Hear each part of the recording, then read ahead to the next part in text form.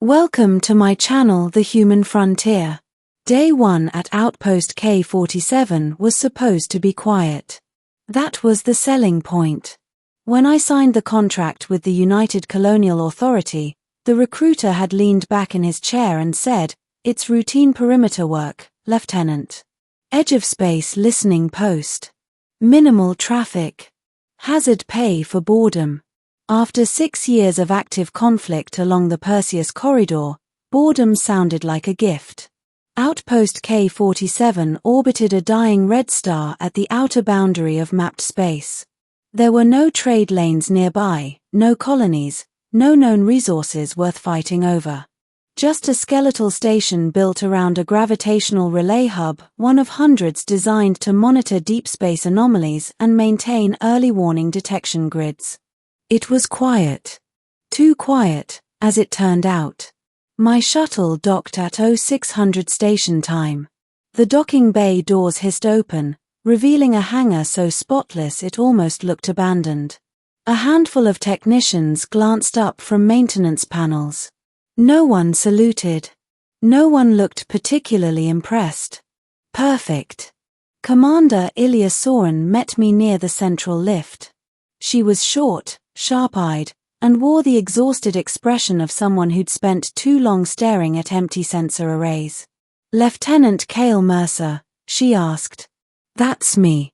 She scanned her tablet. "Transferred from the 3rd Expeditionary Fleet."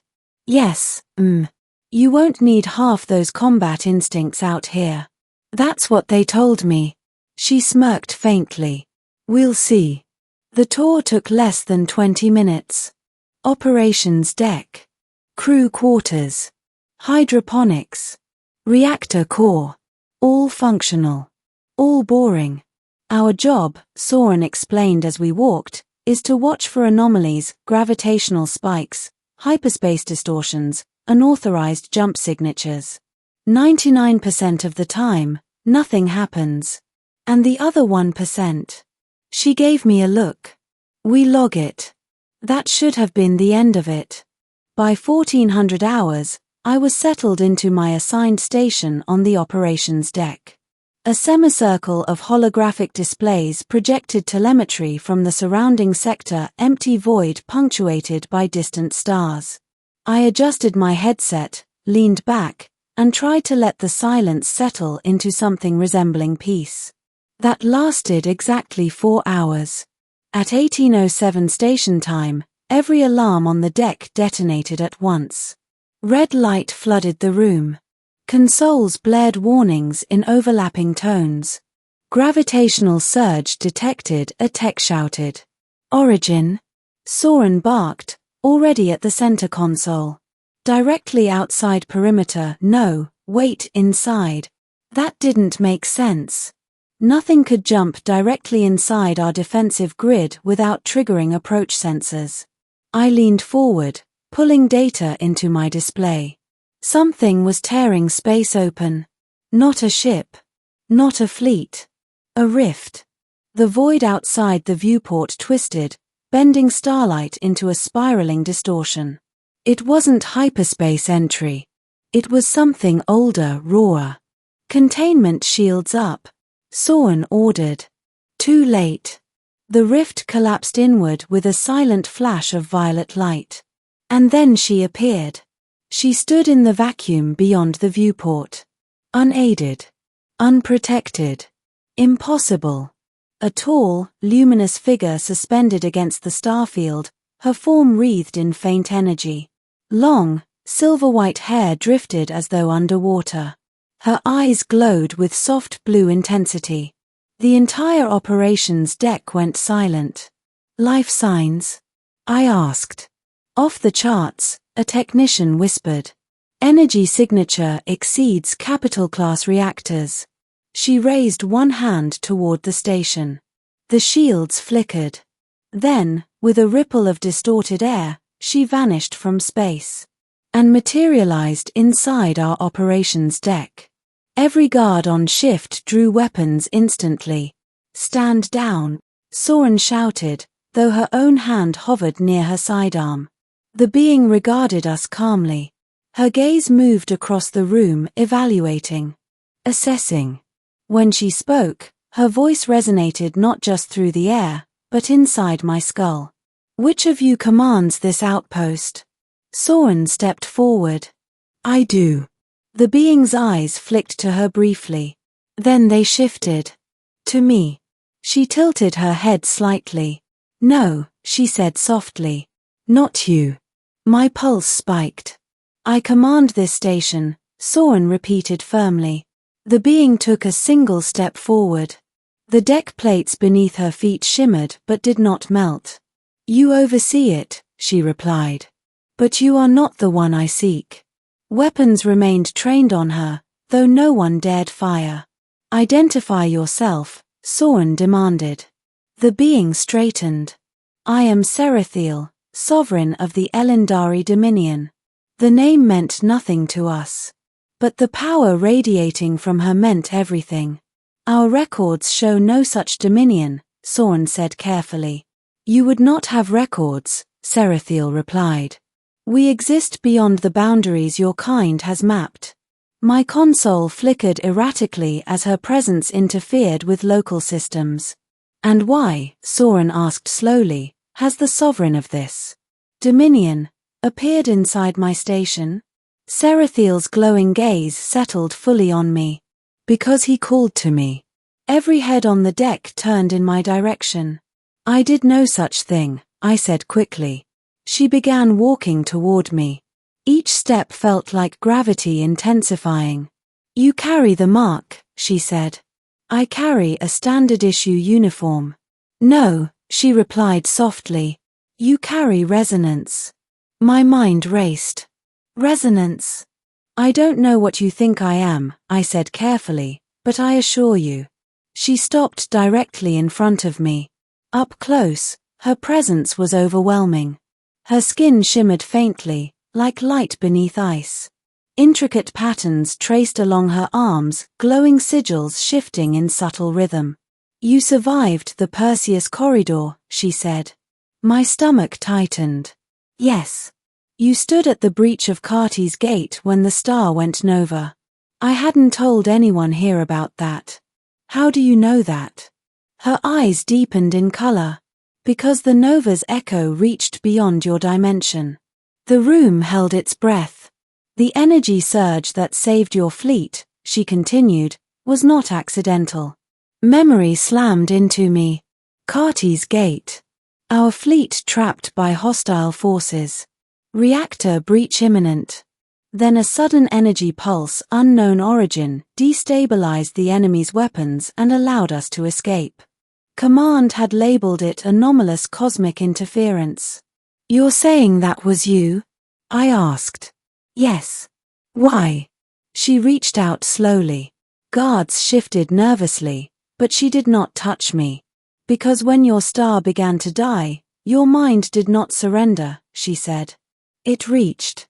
My heart pounded. I was trying to hold the line. You were reaching for survival. Her voice softened. And I answered. Soren stepped closer. You're claiming you interfered in human military conflict. I prevented extinction-level imbalance in a neighboring reality, Serathiel corrected. That was not reassuring. And now? I asked. Now the resonance remains. She extended her hand toward my chest. I felt warmth spread through me, familiar, like standing too close to a reactor core, yet not burning. You are attuned, she said. To what? To us. The deck lights flickered again. You crossed dimensional thresholds without knowing, she continued. Few of your kind can. Soren's expression shifted from suspicion to alarm. What does that mean for him? She asked. Serathiel finally looked at her fully. It means he stands at the convergence. That's not an answer, Soren snapped. Serathiel's gaze returned to me. My dominion faces collapse, she said simply. Silence fell. A fracture spreads through our realm, she continued. A parasitic force feeding on dimensional energy. It grows stronger each cycle.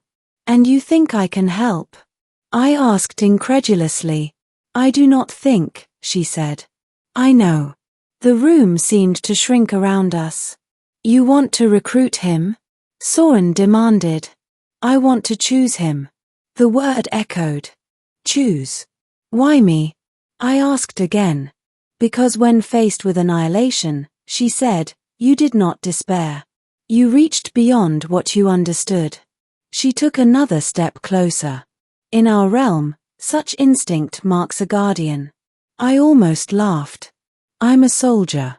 That's all. Not all soldiers survive cosmic rupture, she replied. Soren moved beside me. If he goes with you, what guarantees do we have of his return? Serathiel regarded her evenly. None. That honesty hit harder than any threat. And if I refuse?